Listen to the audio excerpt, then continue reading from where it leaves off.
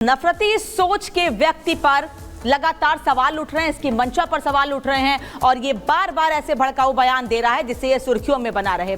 लेकिन आखिर इसके बयानों का मतलब क्या है, मायने क्या है इसके बयान के, ये आपको बता देते हैं।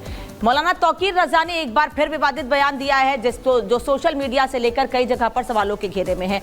मौलाना तौकीर रजा मौलाना होने के साथ साथ एक राजनेता भी है और ये साल 2001 में मौलाना तौकीर रजा ने अपनी एक पार्टी भी बनाई थी जिसका नाम इत्तेहादे मिल्लत परिषद और पार्टी बनाकर मौलाना तौकीर रजा बरेली से चुनाव भी लड़ चुका है। और अपनी इन्हीं भड़काऊ बयानबाजी की वजह से पहले भी चुनाव में मौलाना तौकीर रजा की पार्टी ने नगर पालिका के चुनाव में 10 सीटें जीती थी और अब दबदबा बना लिया था उस समय भी, जिसके बाद अब ये लगातार ऐसे बयान दे रहा है। इसके बाद मौलाना तौकीर रजा ने अपने सियासी कद को बढ़ाने के लिए साल 2009 में कांग्रेस का दामन भी थाम लिया था और तौकीर रजा के कांग्रेस में शामिल होने से कांग्रेस को लोकसभा चुनाव में फायदा हुआ था। तौकीर रजा के सहयोग से कांग्रेस के उम्मीदवार ने बीजेपी उम्मीदवार संतोष गंगवार को हरा दिया था और शायद इसीलिए भड़काऊ बयानबाजी करके मौलाना तौकीर रजा फिर से अपनी सियासी जमीन तलाश रहा है ताकि वो सुर्खियों में रहे और उसे चुनाव में फायदा हो सके। लेकिन ऐसे बयानों से लोगों को जो बांटने की कोशिश है, एक बात तो साफ है कि इससे फायदा होने की उम्मीद ये शख्स तो कर रहा है, लेकिन लोग बंटने वाले नहीं हैं। लोगों को पता है कि कौन बांटने की कोशिश कर रहा है, लोगों को एक रखने की कोशिश कौन कर रहा है। बरेली से लेकर देश के कोने कोने में जो जाकर भड़काऊ बयान दे रहा है, जहरीले बयान दे रहा है, उसका लोगों पर कोई असर होने वाला नहीं है। हालांकि ये पहली बार नहीं है, मैंने पहले भी आपको बताया कि ये पहली बार नहीं है। तौकीर रजा एक ऐसा व्यक्ति है जो समय समय पर जहर उगलता रहा है। इसके पहले आपको बताते हैं कि कब कब और क्या क्या बयान दिए हैं लोगों को भड़काने और बांटने के लिए तौकीर रजा ने। हम अमन पसंद है, शांति प्रिय लोग हैं, हम भाईचारे का पैगाम देने वाले लोग हैं, हम ट्रेनें नहीं चला रहे, इसलिए हमारी बात नहीं सुनी जा रही। मेरे कंट्रोल से बाहर आ गया।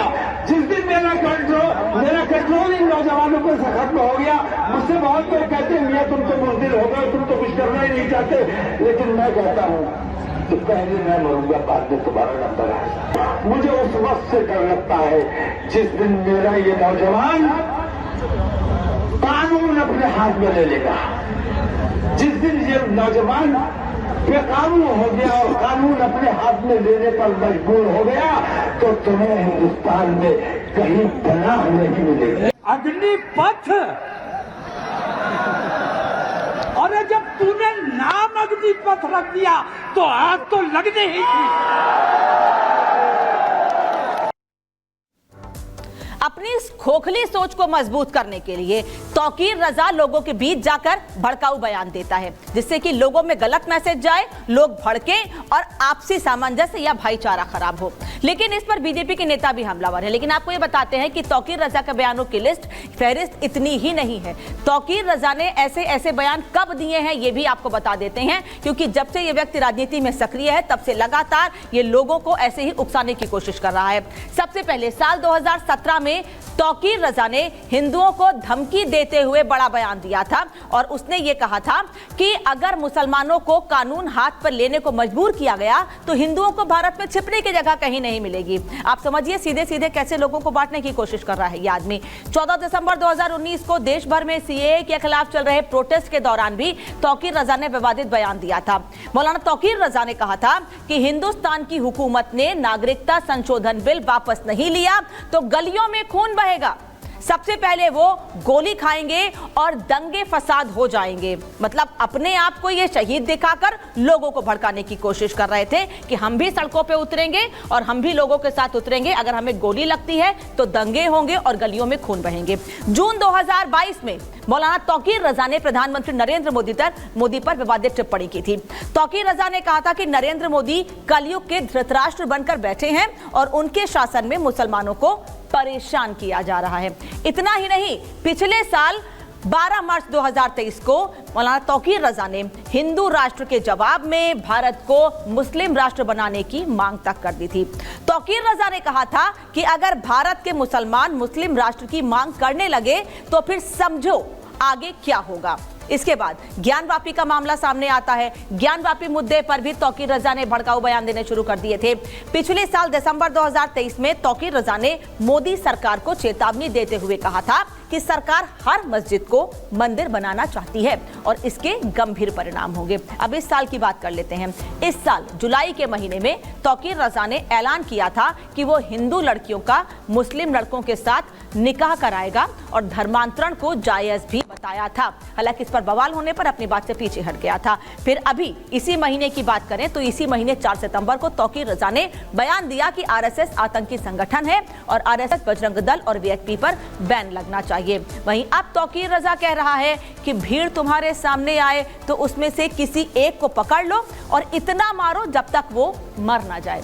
तो ये भड़काने की बात नहीं है क्या? अपने आप को मजबूत करने के लिए, आप लोगों को बांटने और अपनी खोखली सोच को मजबूत करने के लिए आप लोगों को उकसाने की कोशिश कर रहे हैं। और ये जो हमने आपको 4-5 बयान बताए हैं, ये तो कुछ बयान हैं। लगातार हर बार 2-3 महीने में पब्लिसिटी पाने के लिए, लाइमलाइट में आने के लिए यह व्यक्ति ऐसे बयान लगातार देता है और उस पर भारतीय जनता पार्टी के नेता हमलावर हैं। ये लोगों को राजनीति करने का मौका भी देता है। अब सुनिएगा तौकीर रजा के भड़काऊ बयान पर निशाना साधते हुए भारतीय जनता पार्टी के नेता शाहनवाज हुसैन ने क्या कहा है। तौकीर रजा खान बहुत दिनों से भड़काऊ बयान दे रहे हैं। उनका कुल हिंद मजलिस इत्तेहादुल मुस्लिमीन के सदर भड़काऊ भाईजान असदुद्दीन ओवैसी से मुकाबला है। कौन कितना ज़्यादा सख्त बोल सकता है बीजेपी पे, पीएम पे, संघ पे, वीएचपी पे। और वो इस तरह का बयान देकर यूपी का माहौल ख़राब करना चाहते हैं, देश का माहौल ख़राब करना चाहते हैं, जो संभव नहीं है योगी जी के रहते। जिस तरह की वो बातें कर रहे हैं दुर्भाग्यपूर्ण है, सख्त कार्रवाई उन पर होनी चाहिए। यही नहीं, केवल बीजेपी ही नहीं बल्कि कई हिंदू संगठन भी हैं जो अब तौकीर रजा पर हमला बोल रहे हैं और उसकी सोच की पोल खोल रहे हैं। लेकिन उससे पहले आपको बताते हैं कि तौकीर रजा कोई साफ छवि ऐसी सुधरी छवि का व्यक्ति नहीं है। यह व्यक्ति ऐसा है जो लोगों को भड़काता रहा है। भड़काऊ भाईजान पर क्या क्या आरोप है ये आपको बता दे रहे हैं। मौलाना तौकीर रजा साल 2010 में बरेली में हुए सांप्रदायिक दंगों का मास्टरमाइंड है और दंगों का मास्टरमाइंड व्यक्ति लोगों को भड़काएगा ही, ये तो बात साफ है। इस मामले में पुलिस ने मौलाना तौकीर रजा को गिरफ्तार भी किया था और लंबे समय तक कोर्ट में इस पर सुनवाई भी चलती रही। भड़काऊ बयान देने के आरोप में तौकीर रजा पर कई केस भी दर्ज हो चुके हैं। इसी साल फरवरी महीने में भड़काऊ बयान देने के आरोप में तौकीर रजा को नामजद आरोपी भी बनाया गया था और उन्हीं सीआरपीसी की धारा 149 के तहत नोटिस भी जारी किया गया था। मौलाना तौकीर रजा के खिलाफ रासुका लगाने की मांग भी उठती रही है। लेकिन फिर वही सवाल कि आखिर क्यों ऐसा व्यक्ति खुलेआम घूम रहा है। अब भारतीय जनता पार्टी पर, प्रधानमंत्री नरेंद्र मोदी पर जब उसने सवाल खड़े किए थे, उन पर निशाना साधा था, तो भारतीय जनता पार्टी के नेताओं ने क्या कहा ये आपको हम बता रहे हैं। लेकिन साथ ही साथ क्योंकि प्रधानमंत्री का नाम लेके ये सुर्खियां बटोरना चाहते हैं, इसीलिए ऐसे बयान देते हैं। लेकिन साथ ही साथ आरएसएस, विश्व हिंदू परिषद, बजरंग दल जैसे संगठनों को भी इन्होंने बैन करने की मांग की थी। अब जब हिंदू संगठनों पर बैन लगाने की मांग की गई तो विश्व हिंदू परिषद जैसे संगठनों ने क्या कहा है, उन्होंने इनके बयान को यानी तौकीर रजा के बयान को शर्मनाक बताया है। वीएचपी ने तौकीर रजा पर कार्रवाई की मांग की है। विनोद बंसल क्या कहना है, सुनिएगा।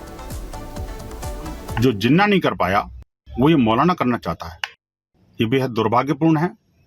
और मुझे लगता है कि उत्तर प्रदेश की सरकार और जो लॉ एनफोर्सिंग एजेंसीज हैं, ऐसे मॉब लिंचिंग को प्रमोट करने वाले मौलाना के विरुद्ध कठोरतम कार्रवाई सुनिश्चित करेंगी।